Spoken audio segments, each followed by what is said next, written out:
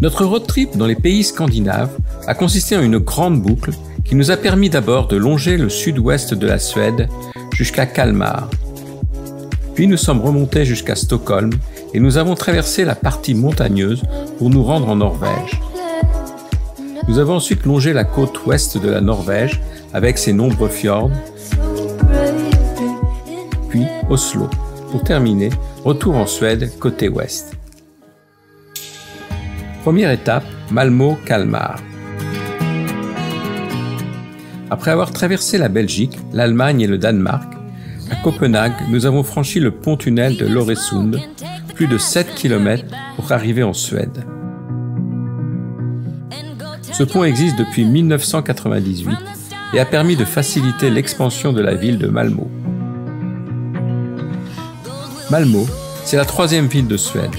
Sur l'une des places principales, une lampe géante de plus de 5 mètres de haut. Tout le long de l'année, elle fait le tour de différentes places de la ville. Ici, comme dans la Scandinavie, le vélo est roi.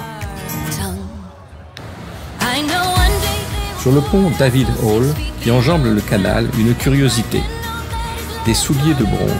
Ce sont des monuments commémoratifs des personnes qui ont laissé une empreinte dans le monde des artistes de Malmö.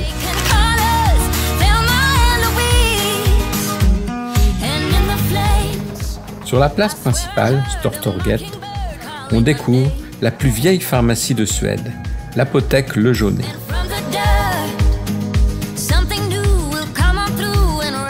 Fondé en 1570, l'édifice actuel date de 1890 et il a été bâti en style Renaissance allemande.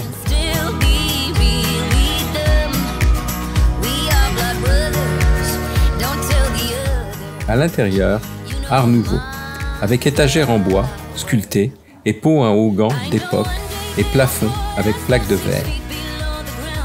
Autour de la place, l'hôtel de ville de 1546, revu au XIXe siècle avec sa belle façade de style Renaissance hollandaise.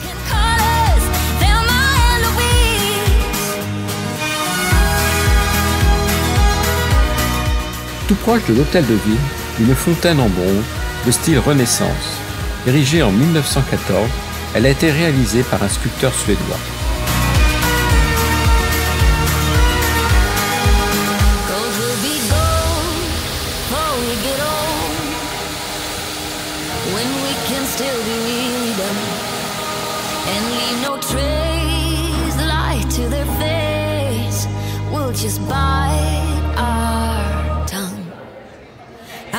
L'église Saint-Pierre, Sankt Petri, du XIVe siècle est de style baltique gothique.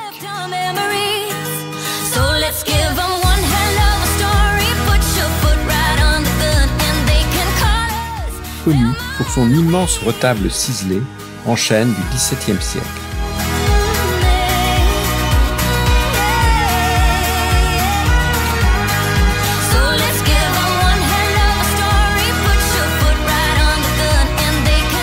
Elle possède aussi, dans une de ses chapelles, de remarquables fresques médiévales.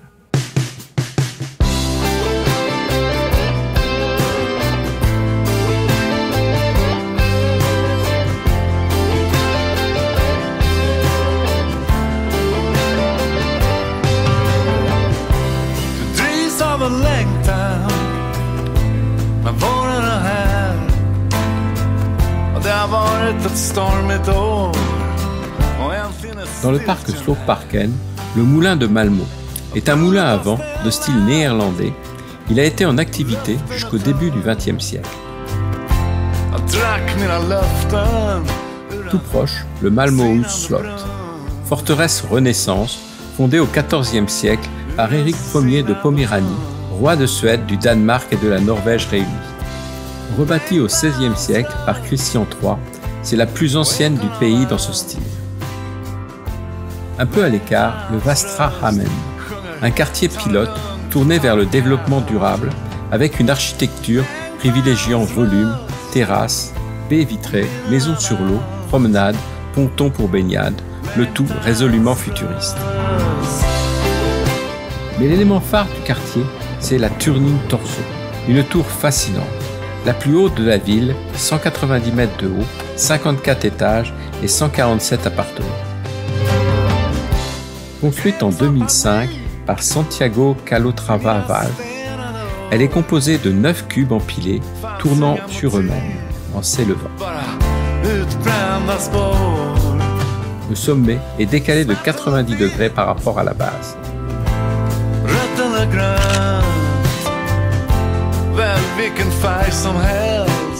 Le Western Harbour Malmö est un port de plaisance avec son phare du 19e siècle et ses superbes berges aménagées longeant de nombreux monuments de la ville.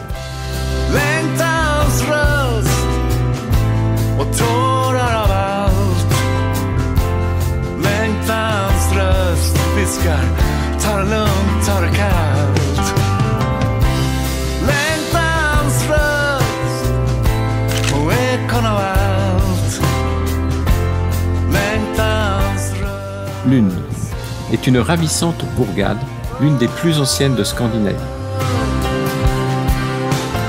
Sa cathédrale, Domkirka, bâtie au XIe siècle, incendiée et rebâtie au XVe siècle, c'est la plus grande cathédrale romane de Scandinavie. Son abside est de style oriental avec ses belles mosaïques dorées. Son retable, situé dans le chœur près du maître-autel, est dédié à la Vierge Marie. Les stalles en chêne, richement sculptées, datent du XIVe siècle. Mais il ne faut surtout pas passer à côté de la crypte, inchangée depuis sa consécration en 1123. C'est la plus vaste de Suède. Elle possède de nombreuses pierres tombales ainsi que de nombreux piliers sculptés, dont un qui représente l'effigie de Finn le Géant, constructeur légendaire de la cathédrale.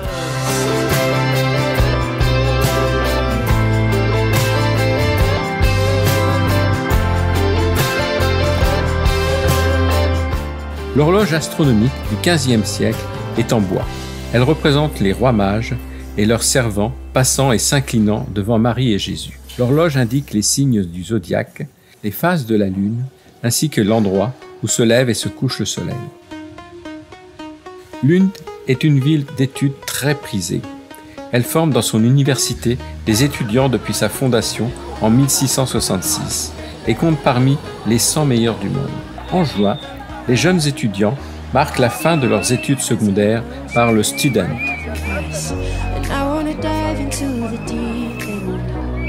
C'est un rituel où les filles sont en robe blanche et les garçons en smoking et où ils abordent la ville en chantant et en criant.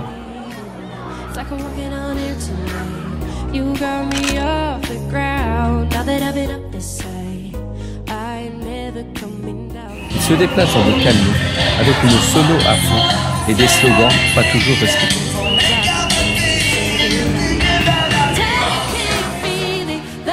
Lund possède également de charmantes maisons aux couleurs chatoyantes, toutes mises en valeur par de superbes massifs floraux.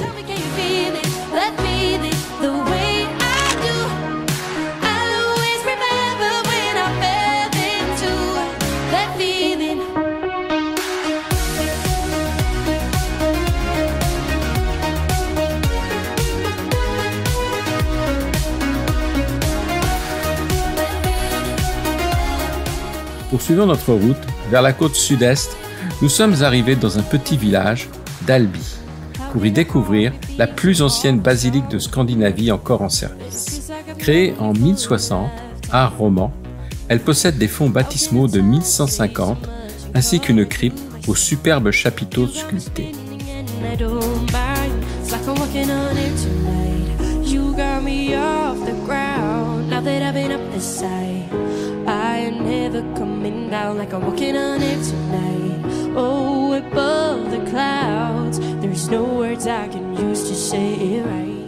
Ystad est une adorable petite cité médiévale avec plus de 300 maisons basses à colombages, toutes très fleuries.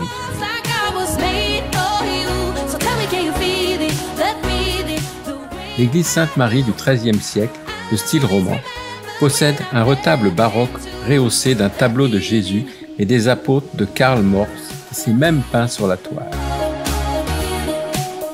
Il y a aussi à ne pas manquer un superbe triptyque en bois peint avec au centre l'apôtre Jean et la mère du Christ.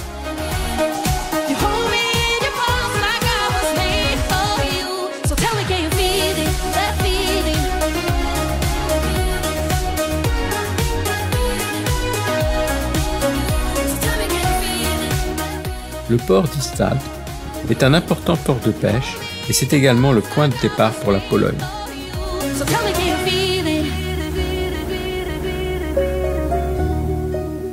À l'est, Thénard est le plus beau et le plus vaste site mégalithique de Scandinavie. Un sentier en pente douce mène au plateau où l'on découvre un étrange ensemble de 59 pierres plantées à la verticale.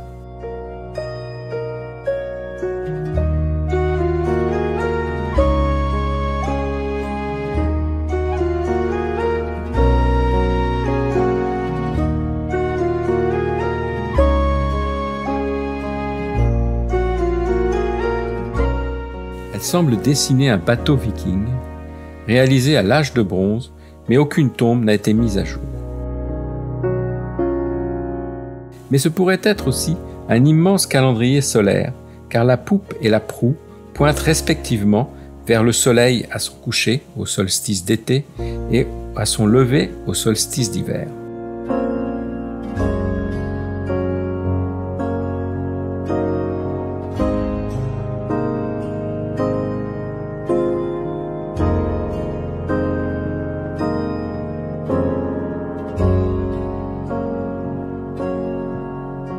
« 67 mètres sur 19.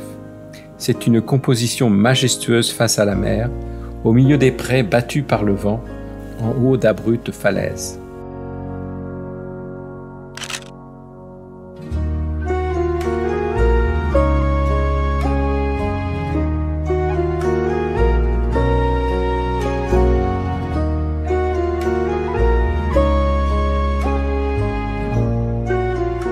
Tout proche, le port de Kasseberga.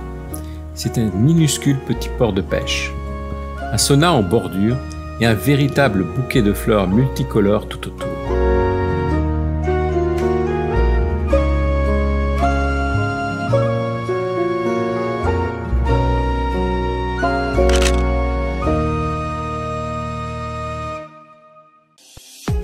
Skinlinge, petit village de pêcheurs pittoresque où de beaux gréements en bois ont élu domicile.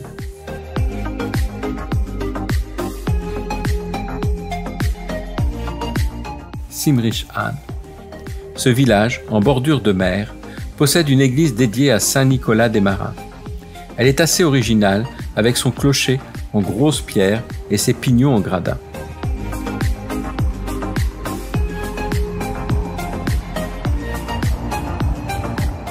Passant tout proche du parc national de Stönnulvid, nous avons fait une belle balade dans ce superbe coin de nature de plus de 400 hectares, vallonné, qui descend jusqu'à la mer Baltique.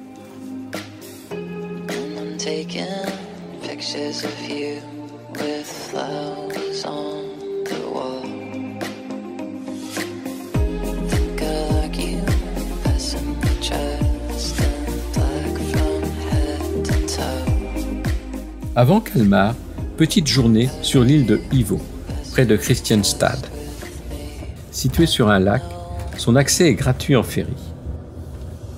L'église date du XIIIe siècle, une voûte du XVe siècle et un chœur du XIXe. Des peintures du XVe siècle ont été restaurées. Elles racontent la légende de Sainte Ursule, princesse anglaise avec ses 11 amies qui avaient chacune 1000 vierges comme compagnes de voyage. De retour de Rome, elles furent attaquées par les Huns et Ursule refusa d'épouser leur chef. C'est ainsi qu'elle et ses compagnes ont tous été tuées. En contrebas, une source, et on dit que dans le passé, elle pouvait fournir du vin à la place de l'eau.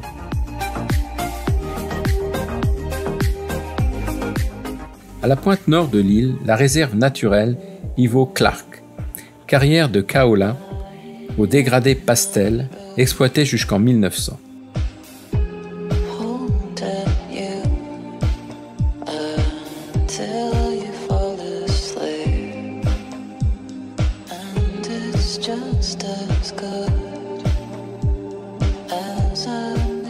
Sur cette île, de nombreuses mignonnes petites maisons en bois superbement décorées.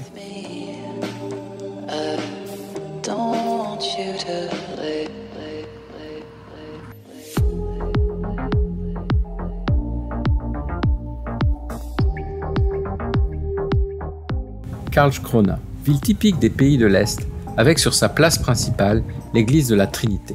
Architecture baroque, le dôme avec ses peintures en trompe-l'œil qui fait apparaître un dôme plus haut qu'il n'est réellement. Sur la place, il y a aussi l'église Frederiks, qui a été classée au patrimoine mondial de l'UNESCO. Le centre-ville est quadrillé d'immeubles modernes et ça et là des bâtiments de style Art Nouveau.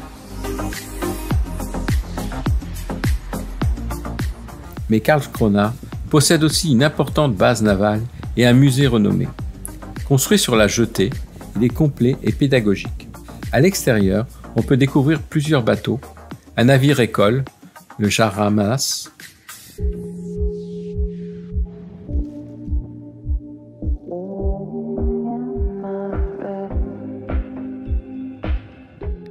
un dragueur de mine, le Brémont, et un chasseur sous-marin, le Vastervik.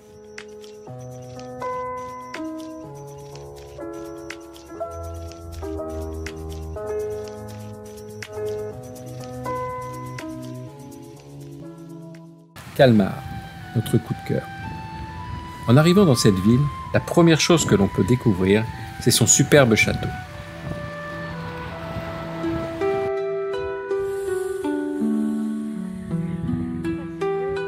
C'est une ancienne forteresse du XIIe siècle qui a été détruite et reconstruite de nombreuses fois. Elle possède d'importantes tours d'angle au-dessus des douves profondes.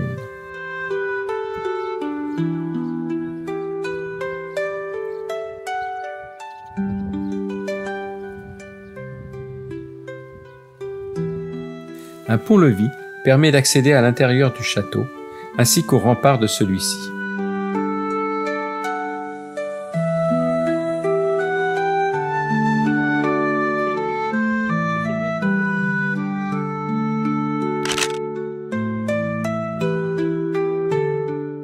Dans la cour, on découvre une belle fontaine Renaissance ainsi que la reconstitution des cuisines du château, tout à fait réaliste.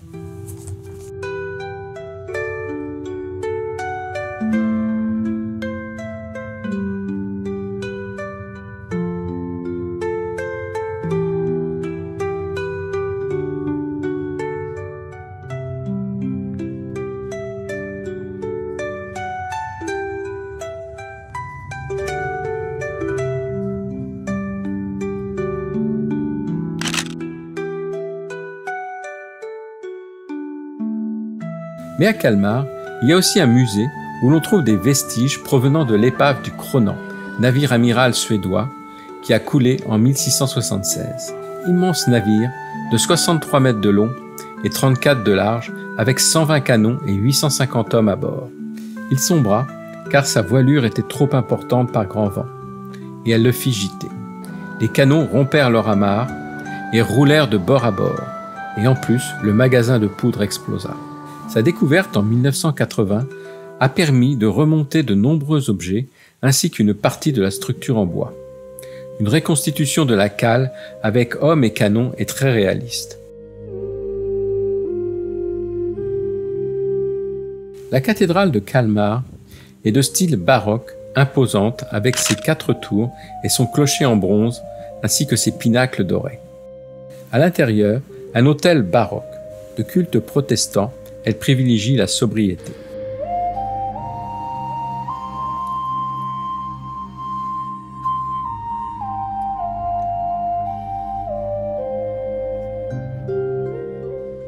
Dans la vieille ville, il subsiste de nombreuses maisons basses, en bois, très colorées, du XVIIIe siècle.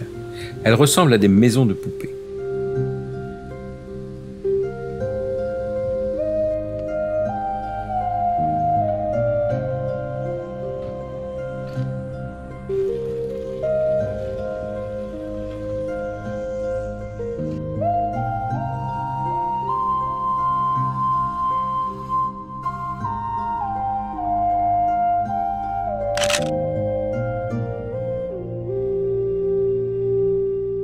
Le lavoir de Kalmar de 1857.